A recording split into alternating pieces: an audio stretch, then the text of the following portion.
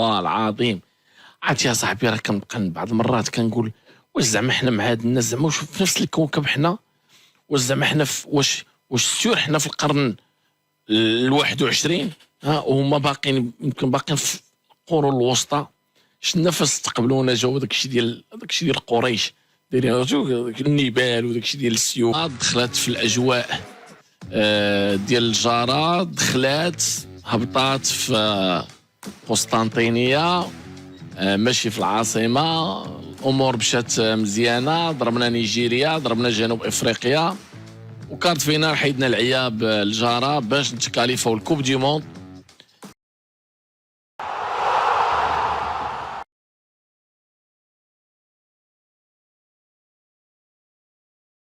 معنا في حلقه جديده من البرنامج ديالكم الحقيقه في 90 دقيقه. حلقه جديده مستمعي الكرام، غادي نواصلوا الحديث على كره القدم الوطنيه. انجاز الكبير اللي حققوه وليداتنا البارح، فوز على الجاره الشرقيه 3-0. كان مفاجاه كبيره كانت في المشاركه ديال المغرب في هذه كاس افريقيا، حتى واحد ما كان كيتسنى من جاره السوء ان المغرب غادي يجي. طياره طلعت من الرباط، دخلت في الاجواء ديال الجاره، دخلات هبطات في قسطنطينيه ماشي في العاصمه. الامور مشات مزيانه، ضربنا نيجيريا، ضربنا جنوب افريقيا، وكارت فينا حيدنا العياب الجاره باش نتكاليفاو الكوب دي موند ونتكاليفاو كذلك الدومي فينال.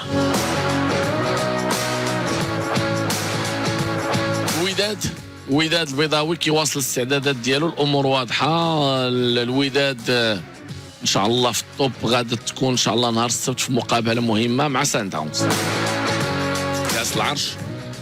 كاس العرش فريق الجيش عنده مواجهه قويه مع الفتح، الرجاء مع المحمديه، وهواره مع نهضه بركان. وغادي نناقشوا لاكتواليتي شنو واقع في كرة القدم الوطنية. المنتخب الوطني المغربي كذلك ديال كرة القدم الشاطئية كيوجد البطولة العربية، فكل أمور غادي نناقشوها معكم مستمعي الكرام كيف العادة. سي محمد بالعودي، خويا سي محمد، أهلا وسهلا. اهلا وسهلا سي عادل، ومرحبا مستمعي راديو ماس. إذن البداية غتكون بإنجاز كبير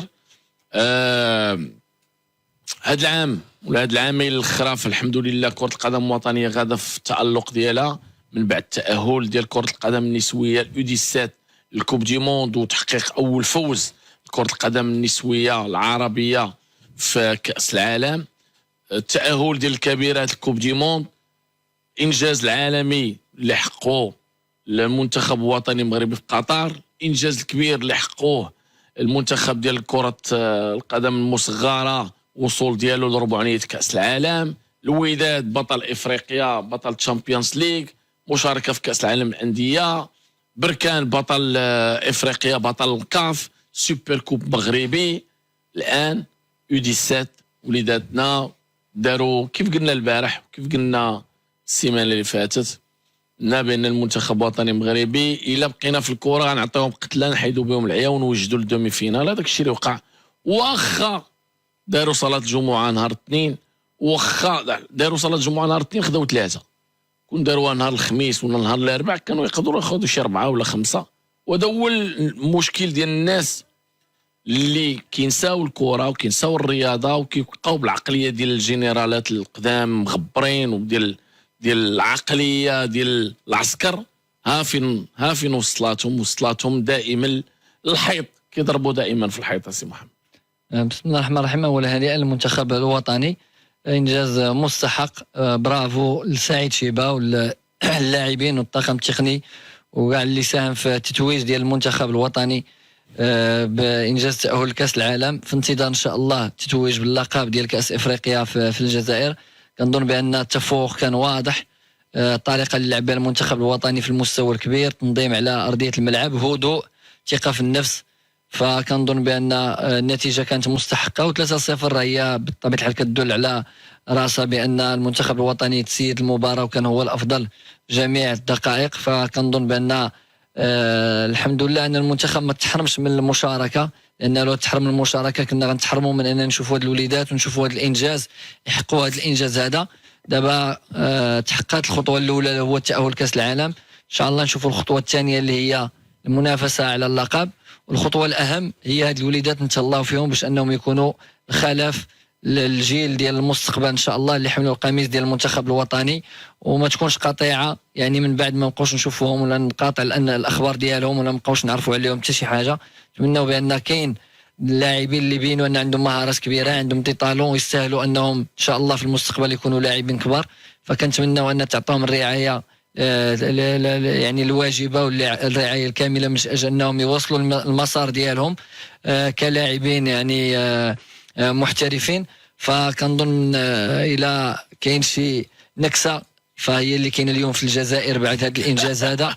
عجبتني عندك هاد النكسه، ايوا ماشي نكسه صعيب باش انك دير هذا الشيء كامل وفي الاخر تخسر ب3-0. ولكن اللي عجبني اكثر هي الروح الرياضيه اللي كانت بين اللاعبين ديال المنتخب الوطني كيصبروا اللاعبين ديال المنتخب الجزائري وكذا. كنا متخوفين ان تكون مشاكل، ولكن الحمد لله الصوره اللي بغينا نشوفوا هي اللي شفنا ديال الروح الرياضيه، بالرغم من داكشي اللي كان في يعني محيط بالمباراه والكلام وكذا وهذا الشيء كامل. ولكن الحمد لله تسوقت صوره زوينه على العلاقه بين اللاعبين ولا بين المغرب والجزائر من خلال هذيك الصوره اللي شفنا في الاخر ديال الفرحه ديال اللاعبين ومواساه ديالهم ديال اللاعبين ديال المنتخب الجزائري. كيف ما قلت اللي كنتمنى هو ان هذا الجيل هذا كيف ما دار هذا الانجاز واستطاع انه يحقق واحد يعني انتصار مهم في ارض ديال الجزائر على المنتخب الجزائري في ملعب اللي كان اللي زوينه هي ان حنا استقبلناهم في بلاده، حيت حنا الاولين استقبلناهم في بلادهم وربحناهم وعطيناهم قتله، وحنا مازال غنلعبوا وما خارجين غيتفرجوا في التلفازه بزاف المعطيات علاش ما بغاوناش نمشيو في الاول، كتخليك تفرض ولا توجه الشكر يعني خطير صاحبي. شوف صاحبي راه عرفتي راه والله العظيم عرفتي يا صاحبي راه كنبقى بعض المرات كنقول واش زعما حنا مع هاد الناس زعما في نفس الكوكب حنا، واش زعما حنا واش سيور حنا في القرن ال21 وهما باقين يمكن باقين في القرون الوسطى. شنا فاش استقبلونا جاو داكشي ديال قريش دايرين النبال وداكشي ديال السيوفه. البارح اصاحبي عميد الفريق ماتش كيجرى في 29 الحراره تدير الليغات زعما باش ما زعما الترابوت المغرب ولا باش ما تمسهاش بيديك. الليغات اصاحبي في 9 درتي الليغات حتى حيدتي هذيك ديال المنتخب الوطني ومن بعد حيدتي الليغات. شفت العقليه صاحبي؟ العقليه ماشي ديالو العقليه ماشي ديالو. حنا قلنا كيدخلوا شي اشياء اللي يعني الوليدات صغار اللي ماشي ديالهم وما عندها علاقه ما عندها علاقه بالكره، فهمتي؟ يعني الناس الوليدات بالنسبه لي انا والله الا معذورين زعما على الحمد لله انهم ما دخلوش شي سيناريو كذا والنتيجه كانت واضحه. يعني ما كانش لاش غير مثلا يحتجوا على التحكيم ولا يقولوا 1-0 كان ممكن ما تكونش عطاتنا شي حاجه لا ربانيه نحيدوا بكم العياره قال لهم هذاك النهار القجع وما تيقولش. لكن اللي مهم دابا هو اننا نواصلوا واننا نحققوا نتيجه ان شاء الله في الدومي فينال ونمشيو للفينال يعني ننافسوا على اللقب. هما راه قدامنا رابحين تما ب3 يعني مباراه غتكون قويه. مزيان نشوفوا يعني المنتخب الوطني مع منتخبات اقوى من المنتخب الجزائري وينافس. يعني دابا غادي يمشي لكاس العالم نيفو اخر، مشاركه مع منتخبات اللي غتكون قويه، بالتالي خص الاستعداد على اعلى مستوى.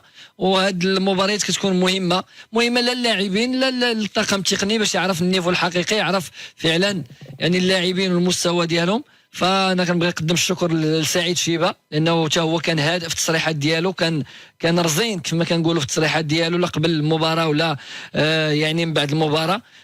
شخص اللي يعني معروف في السنوات هذه بالاخلاق ديالو بالرزانه ديالو، فعرف كيفاش انه يخلي الضغط على اللاعبين الجزائريين اكثر من اللاعبين ديال المنتخب الوطني، وخلى المنتخب الوطني يلعب بارتياح ويحقق انتصار. هضرتي على شيبه لو بروفيل.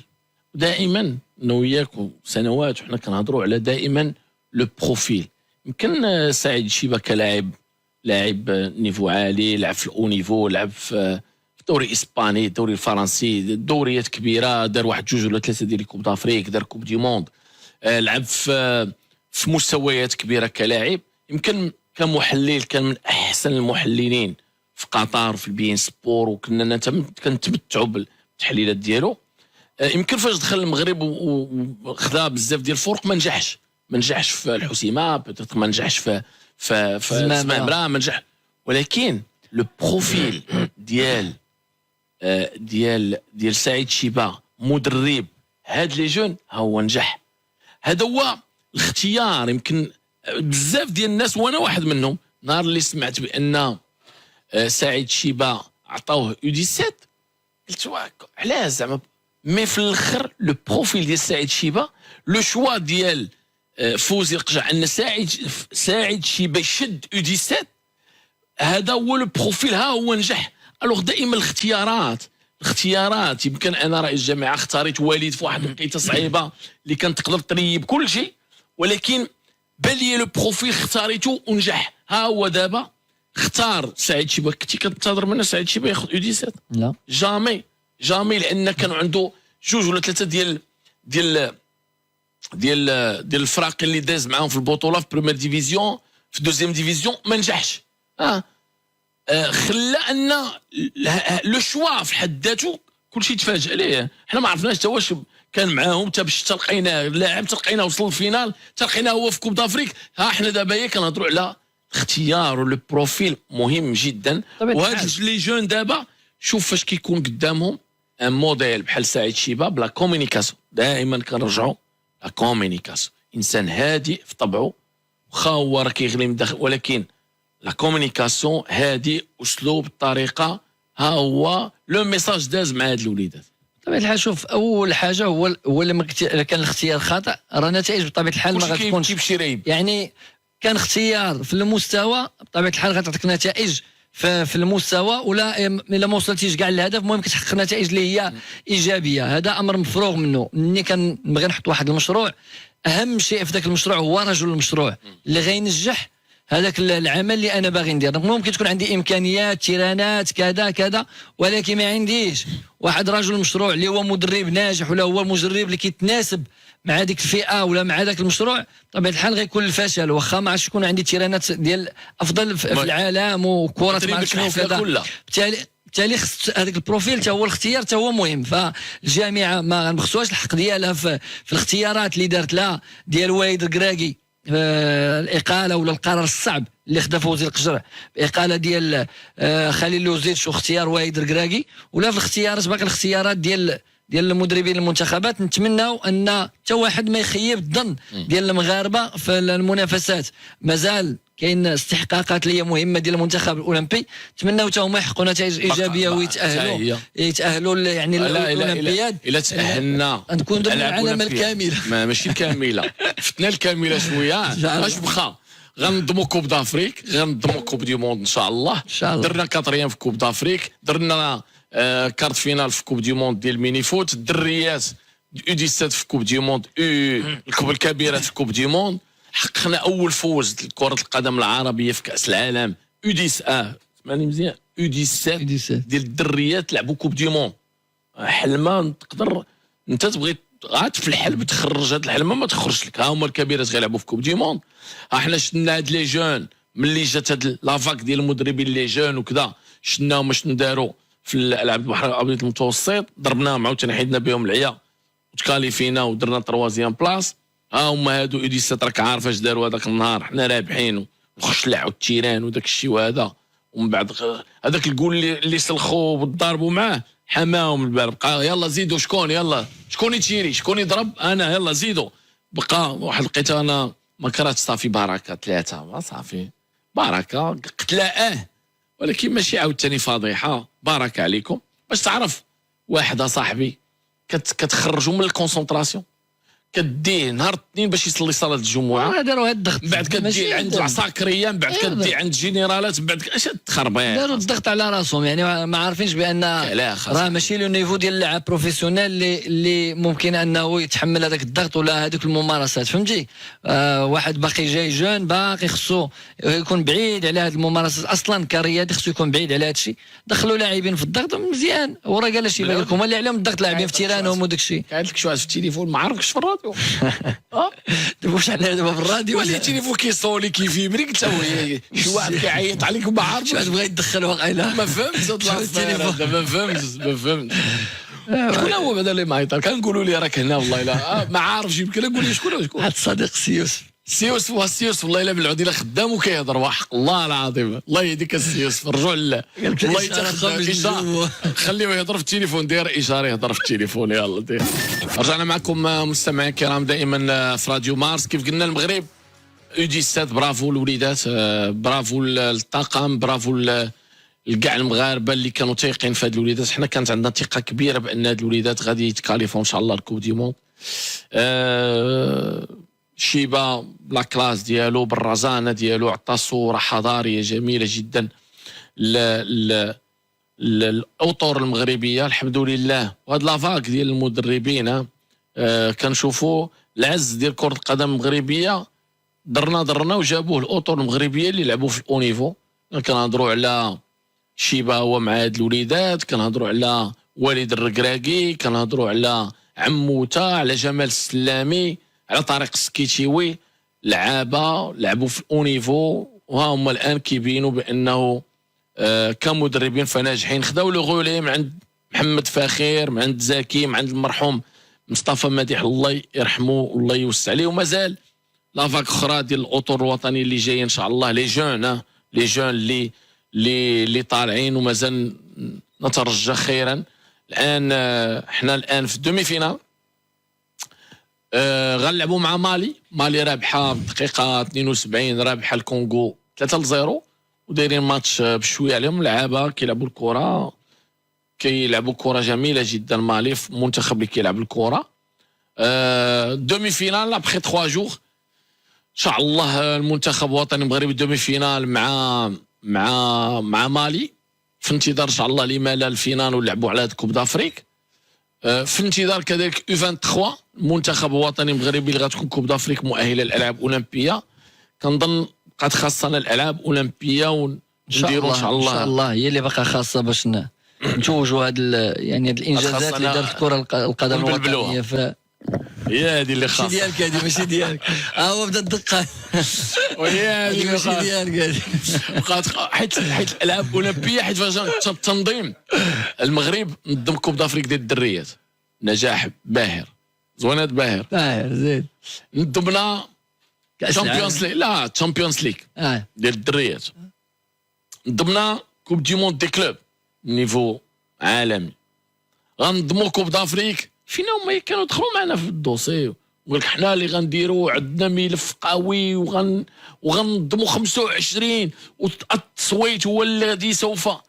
شفتوا فاق واحد النهار صاحبي يقول لك على لا غنمشيو ل 27 وعكه صحيه تؤدي الى تؤجل على اساس ان 27 غيحلبوها، واش 25 في المغرب. سالينا من شمال افريقيا غندوزوا منطقه اخرى دابا راه تنزانيا ودايرين داكشي ديالهم. حنا بعدا نقضيو الغارات، حنا قضينا الغارات. حنا شوف حنا 25 عندنا في المغرب، ايوا داكشي 30 عندكم دي موند في المغرب ان شاء الله. الوغ التنظيم درنا كلشي، سالينا التنظيم صافي. غنعتزلوا التنظيم ياك من بعد شنو نكملوا في الانجازات. نكملوا في الانجازات. احنا غادي البدايه ان شاء الله خصنا نكملوا في الانجازات. الدريات داروا فينال ديال كوب دافريك، الجيش دا تشامبيونز ليغ، U17 في كوب دي موند ربحوا، داروا 3 بون، اول انتصار عربي المرأة العربية في كوب دي موند. الدريات قضينا فيهم الغارات. الدراري هذاك الشيء اللي درنا ما يمكنش، غيرنا التاريخ ديال الكرة.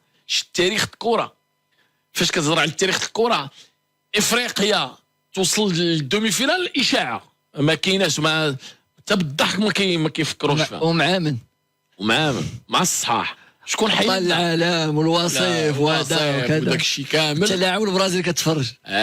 قلت الله اعلم. انت لاعب ونيمار كيتفرج. انت لاعب والعلماء قالت رونالدو العالم كيتفرج. كلشي كيشجع.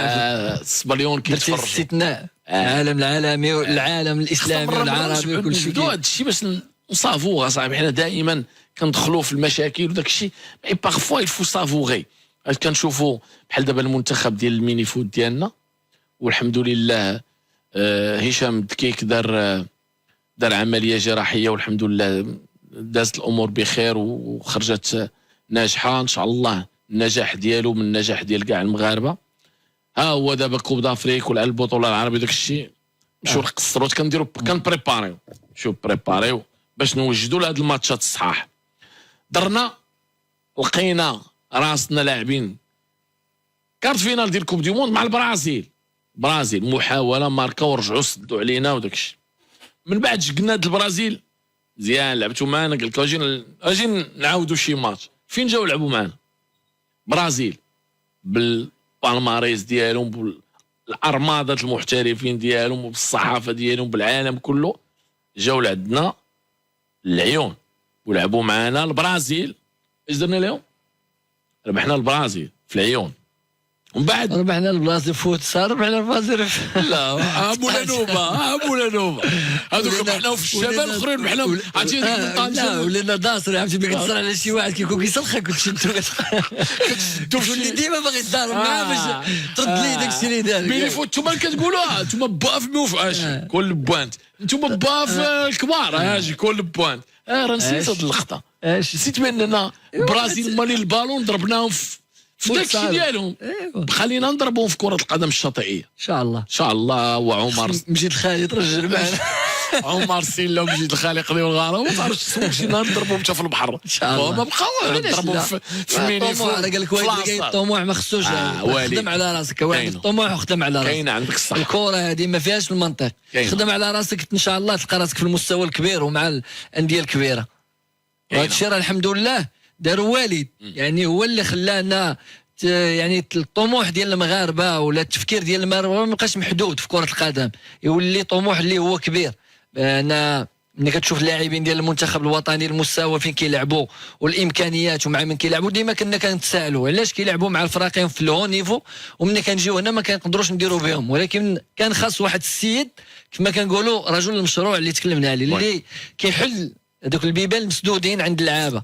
تشوف زياش ولا يرجع يديفوندي وتشوف بوفال يرجع يديفوندي وتشوف حتى واحد ما كيخلق مشكل وتشوف هذاك بحال اللي لعب الضربه اللي مضاربين على بعضياتهم وكذا. كتعرف بان هادشي اللي كان خاص المجموعه ديال المنتخب الوطني باش تحقق هذا الشيء. وبالتالي حتى الطموح ديال المغاربه كمشجعين ولا كمسؤولين كبر معاش بهذا الانجاز الحمد لله اللي دار في قطر. وي شوف وتا دابا الانجاز فاش كيدار الواحد كيبغي يبقى في الانجاز. حنا لا انجاز دار من بعد منه جا التحدي مع قول الزميل ديالنا ابراهيم العمري قال لك نسيتوا المكفوفين في طوكيو عنده وي برافو عليه تا هما بالرجوله كل شيء الحمد لله الحمد لله. ونسينا الجيمين منتخب ديال الدراري الزوينين تا هما مشاو لكاس العالم وغنمشيو عاوتاني السيمانه الجايه غنمشيو لكاس العالم. نديروا شنو نديروا بلاي اوف يعني بلاي اوف واخا الدراري الزوينين وداك الشيء. بارك الله. احنا الحمد لله العام زين. ولكن شوف عام زين المنتخبات قضا ولكن باش طلع الطياره من الرباط تدخل من الاجواء المغربيه الاجواء ديال جاره السوق وتهبط في قسطنطينه ومن بعد كل شيء انا شوف هذوك الهداف ديالو والخبر وداك الشيء. الحمد لله غنلعبوا مع المغرب. الحمد لله ما غنلعبوش مع نيجيريا. انا فرحت قال لهم هذاك انا فرحت حيت غنلعبوا مع المغرب. فرح الحمد لله اللي فرحتي غتلعب مع المغرب. عطاوك 3 حيدوا بك العيا وقصروا عطاوك 3 وما كون زدتي هما الديفو اللي داروا صلاه الجمعه نهار الاثنين هما كون داروا هاد 3 مع الجوج ولا الحد كانت تقدر شوف تقدر تصدق كره صاحبي ترى الكره هي التيران هي الخطه هي الطاقم التقني هي اما الاجواء الاخرى كتبقى مساعده. دخلتي للملعب راه شتي المنتخب تبارك الله كيفاش واقف شفتي كيفاش منظم، شفتي كيفاش ماركا البيوتا ماشي كوفراج ولا مخدوم، داك الشيء سونطراج كتمشي كتماركي بطريقه الباس كيفاش تعطى وسط جوج لعابه خرج. الصباح داز معنا سعيد شيبه، والتصريح ديال سعيد شيبه يدرس والله الا ما كرهتش زعما هذوك جارة السوء هذوك الميخالوس ديالهم ياخذوا التصريح ديال سعيد شيبه ويدوزوا عندهم باش يفهموا. قال سولوه الدراري كريم ولينو ودنيا مع حميد، سولو قالوا لي زعما لا موتيفاسيون كيفاش قدرتي تموتيفي هاد الوليدات وداك الشيء. قال لهم لا موتيفاسيون ما كتجيش ب صلاة جمعة نهار اثنين وبهاد هاد لا بريسيون الخاويه. اش كتجي؟ كتعطي للوليدات ديالك الاسلحه باش تربح، كتعطيها الاسلحه باش تربح وكتبين لها القوه ديالها باش تقدر تنتصر. باش فاش كتدخل مع لادفيرسير ديالك انت عارف الضعف ديالو وعارف القوه ديالو وعارف القوه ديالك وعارف الضعف ديالو وعارف لي زيليمون بوغ غاني. حنا خدمنا على هاد الشيء، خدمنا عطيناهم القوه ديالهم في التيران، عطيناهم الطرق والاساليب باش يربحوا في التيران، عطيناهم الدفوات ديالهم في التيران باش بنادم فاش كيدخل ملي صفر الاربيط وبضرب السونتر كيبان لك بنادم غادي عارف شنو باغي، واللي ضعيف رجع للور وكيسد على راسو وكيسد عليه. اذا الكره كيف قلتي الكره كتلعب في التيران، كتلعب باش ماشي صلاة جمعة نهار اثنين وامشيو عند جنرالات وامشيو عند هذا يا ربي القشع ما يبقى يا ربي نربحوا يا ربي. ما كاينش هذا الشيء. لا واش انتم كتعرفوا تدعيو حنا ما نعرفوش ندعيو، ما نعرفوش نقول يا ربي تربحنا يا ربي وليداتنا ينصرهم الله. راه كلشي كيعرف يدعي الله، الله راه جميع المسلمين كيدعيو باش الله يوفقهم، ولكن من جد وجد ومن زرع حصاد. هذا هو الفرق. علاش قلت لك اللي داها في الكره راه ربح، واللي داها في حوايج اخرين دار الضغط على اللاعبين. انا بالعكس انا بقاو في دوك الوليدات ديال الجزائر انا ما بقاوش فيا، انت بقاو فيك انا ما بقاوش فيا. واش كابيتان ديالهم جاي يدير ولا لا هادي واش غيقولوا دير ليكات باش ما تهز درابو واحد اللعاب اسمح لي اللاج هذا حشومه ندخلوا ليه شي ثقافه بعيده على الكره. هما غيخسروا اجيال بهذا الشيء اللي كيديروا شي هاد الاجيال ديال الكره يخسروها. بحال دابا راماسور كتقول ليه فرقتك رابحه ما تلوحش الكره. ليش كتدخل الدراري هاد الثقافه اللي ما عندها علاقه بالكره؟ هذه ثقافه عندهم في البلاد. ايوا شوف انا علاش قلت بقاو فيها على هاد الثقافه، ماشي بقاو فيها الكره. حنا دخلنا غنربحوهم بالكره، وماشي غير بالكره بلا مانيير. لان كتشوف البارح المنتخب كيفاش منظم وكيفاش اللاعب كالم وكيفاش مركز وكيفاش كيخرج الكره وكيفاش كيلعب. كيبان لك بان فرق كبير بين المنتخب المغربي والمنتخب الجزائري. بمعنى وحتى ما خلاوش المنتخب الوطني الجزائريين يقولوا مثلا راه ظلمنا الحكم ولا راه زقلنا هذه ولا ركنا.